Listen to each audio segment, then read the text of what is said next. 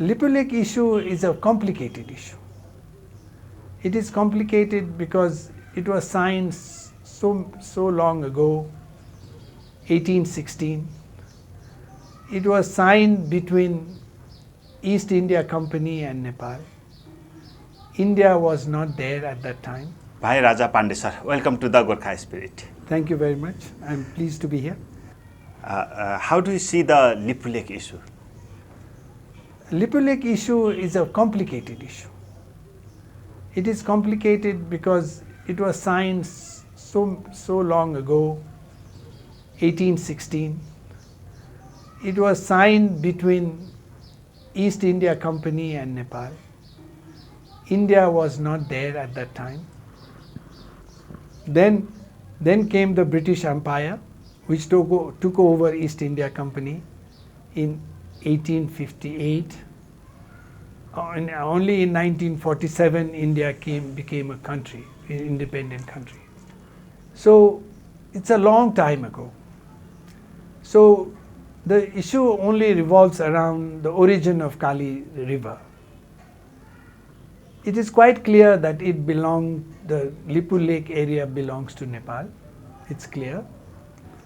But the Indians have occupied it for a very long time now, and with some kind of consent from Nepal. Otherwise, we Nepalese should have evicted the Indians from that scene. We did not do that. So now the Indians are a little bit surprised why we are raising the issue.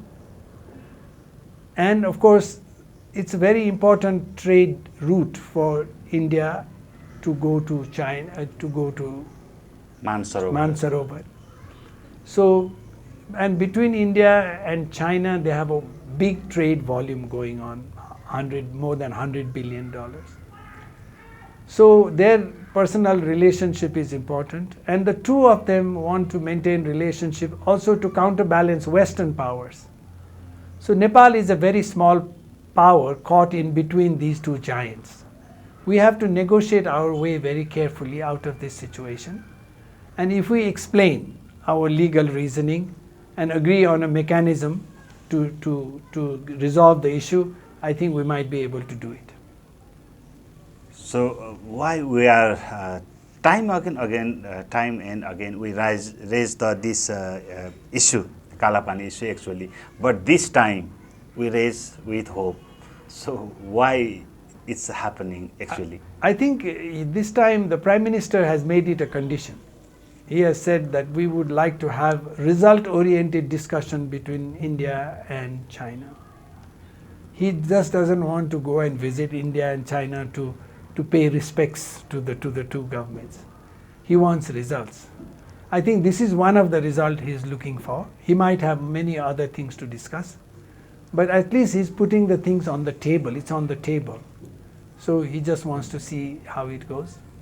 Most of the analysts, press clubs, so many organizations make such programs of this LIPULAKE issues at this time. Yeah. People believe that Balen can do this, can talk with India and China. So do you have such confidence? It is not an easy issue because history and time and the parties to the agreement, because one argument could be India could say, excuse me, this agreement was not signed with us. You signed it with East India Company. Why are you holding us accountable? But then, of course, after that, there have been communications with India on this issue. But there are many other issues there.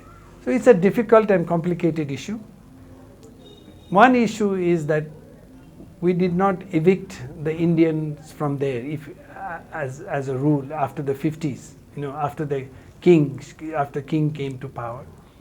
So in any case, I think it's a difficult issue. What we have done is we have put the issue is on the table. Both countries know it. That is itself an achievement.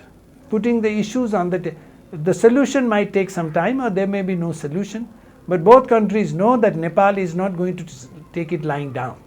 India encroached the land to make the roads up to LIPULAKE pass for to the Man Sarovar. Yes. But China always refused that it's not my concern. You can deal with the India. That Do you is think Chinese way of, Chinese way of avoiding responsibility. for what? The Chinese value the relationship with India more than with Nepal. It's much more, they have much more to lose and much more to gain, let's say, by being friendly to India because of the trade volume. You see, so they have huge trade with in India, and that is likely to grow. That is likely to grow, and the Chinese want to capitalize on it. So it's a big money for the Chinese. Even this road to Mansarovar is big money for the Chinese.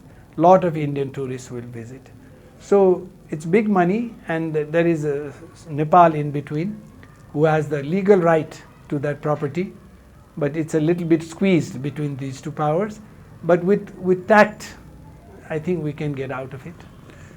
How should Nepalese government deal this issue, in your opinion? I think Nepalese government should sit down with the Chinese at the technical level, Chinese and the Indians and our own experts. We go through all the historical records and we convince each other.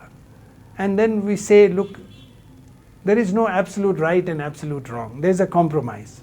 We have to compromise. You have some claims, we have some claims. We all sit together and we resolve it to the mutual benefit of all. So basically win-win situation. Thank you. Thanks, sir, for joining us. So thank you very much.